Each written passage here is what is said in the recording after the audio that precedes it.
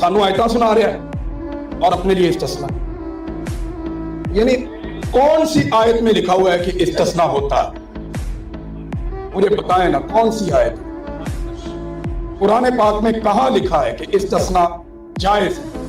मैंने जितने उलमा इकराम से बात की, यानी एक आम फौजी को हम क्या पढ़ाते हैं? कुरान पाक, अहदीस, अल्लाह की लड़ाई है, तुमने लड़नी है, कुर्बानी देनी है, जान देनी है, मुझे इस्तिस्ना दे दो।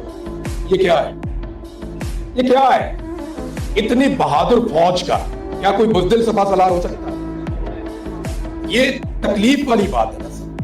ये तकलीफ वाली बात है। ये इदारा को लावारिस तो नहीं है, ये पाकिस्तानियों का इदारा, ये पाकिस्तानियों का इदारा, वो लावारिस थोड़ी है।